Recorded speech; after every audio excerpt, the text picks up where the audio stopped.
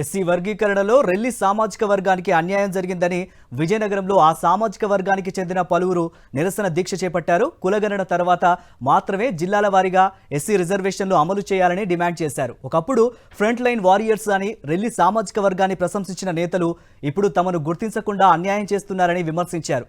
రిజర్వేషన్లో తమకు 1% మాత్రమే కల్పించడం అన్యాయమని నినదించారు. ఇప్పటికైనా తమ ఆవేదనని అర్థం చేసుకుని న్యాయం చేయాలని డిమాండ్ చేశారు.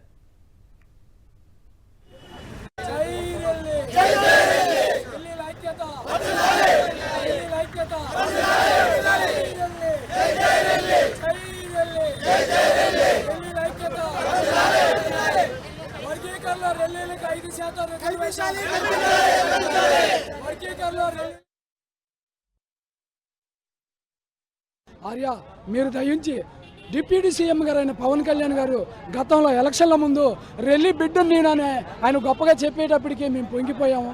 మా పక్షాన పవన్ కళ్యాణ్ గారు ఉన్నారు అనుకున్నాం. కానీ గత అసెంబ్లీ సెషన్లో తేలింది ఏంటంటే మాకు పవన్ కళ్యాణ్ గారు కూడా న్యాయం చేయలేదనిపిస్తుంది. ఇప్పటికైనా సమగ్ర వివరణలు తీసుకొని రెల్లీలు ఎంతమంది ఉన్నారు, మాలలు ఎంతమంది, మాదిగలు ఎంతమంది ఉన్నారని కులగణన జరిపిన తరువాత మాత్రమే వర్గీకరణ చేయవలసిందిగా మేము పత్రికా ముఖంగా అడుగుతున్నాం. ఏ అధికారులు అయితే, ఏ పార్టీ అయితే మాకు న్యాయం చేస్తే వారే మాకు దేవుళ్ళు, మాకు న్యాయం చేసిన వాళ్ళే మాకు దేవుళ్ళు. అంతేగాని మా కడుపు మీద కొడితే ఎదుటి వాళ్ళు ఎంతటి వాళ్ళైనా సరే మేము సహించాం, ఎదురు తిరుగుతాం, పోరాటం చేస్తాం.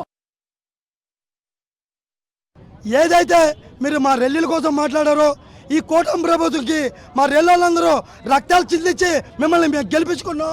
అదేవిధంగా మా రక్తాన్ని మీరు చూసి మాకు సరైన న్యాయం చేస్తారని మేము కోరుకుంటున్నాం. మా దాంట్లో చదువుకునే వాళ్ళు ప్రతి ఒక్కరు ఉన్నారు.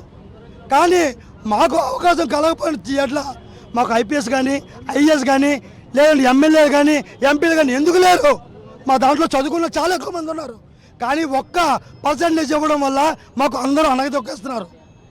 రేపు పొద్దున్న చావులు కోయాలంటే, పోస్ట్ మార్టం కోయాలంటే రెల్లోడ కావాలి, చెత్తలు ఎత్తాలంటే రెల్లోడ కావాలి, కరోనాలో రెల్లోడ కావాలి. కానీ విభజనకు వచ్చేటప్పుడు మాత్రం మా రెల్లోలు కనిపించరా?